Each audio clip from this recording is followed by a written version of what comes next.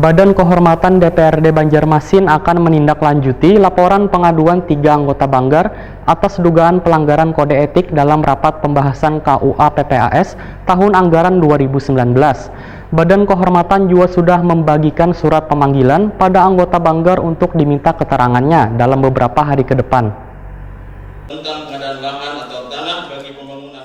Badan Kehormatan DPRD Banjarmasin akan menindaklanjuti laporan pengaduan 3 anggota Banggar, yaitu Muhammad Isnaini dari fraksi Gerindra, Sri Nurningsih dari fraksi Demokrat, Wan H.A. Rudieni dari fraksi Golkar, terkait atas tuduhan kepada pimpinan Banggar DPRD Banjarmasin atas dugaan pelanggaran kode etik dalam rapat pembahasan KUA PPAS tahun anggaran 2019. Wakil Ketua Badan Kehormatan DPRD Banjarmasin, Abdul Gais Waya ditakuni Prima TV, Kamarian Senin 15 Oktober 2018 memadahkan akan sesegaranya meminta keterangan 3 pelapor pada hari Jumat 19 Oktober 2018. Bahkan kadang menutup kemungkinan akan memanggil pihak terlapor. Ditegaskan politisi Partai Demokrat ini setiap laporan akan ditindaklanjuti, namun harus disertai bukti wan fakta yang kuat, sehingga laporan pengaduan yang dibuat oleh 3 orang anggota Dewan tertanggal 4 September 2018 lalu harus secepatnya bisa dituntaskan. Waya ini pihaknya masih belum bisa menyimpulkan adanya dugaan pelanggaran tata tertib Dewan tersebut. Supaya permasalahan ini cepat selesai, maka pihaknya ujar Abdul Gais sudah mulai melakukan pemanggilan pada bagian sekretariat Wan Sekretaris Dewan untuk dimintakan keterangan. Selain itu, Badan Kehormatan juga sudah membagikan surat pemanggilan pada anggota Banggar untuk diminta keterangannya dalam beberapa hari ke depan. Karena pihaknya ujar Abdul Gais akan mendengarkan keterangan dari 3 orang pelapor terlebih dahulu.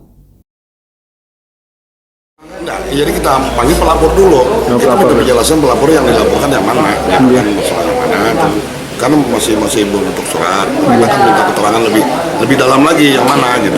Artinya surat sudah masuk Pak? Terus sudah kita terima dan kita terima tanggal 30 ya. Bagaimana kan sudah kasus ini sudah diketahui oleh organisasi berdasarkan dengan sumber.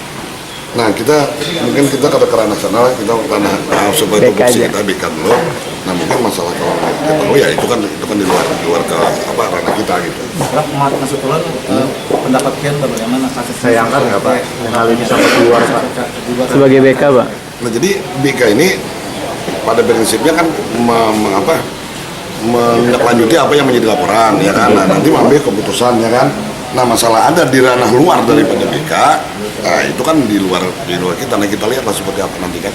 Yang jelas laporan-laporan yang disampaikan ke kita harus menindaklanjuti sesuai dengan tata tertib dan tata beracara kita. Kapan Pak mulai melakukan kerja itu?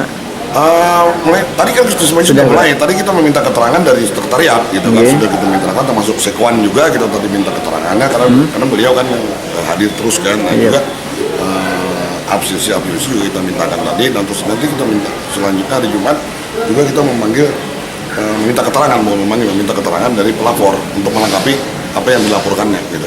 Jumat ini Pak? Jumat, termasuk dengan badan anggaran juga akan kita, karena mereka yang terlibat.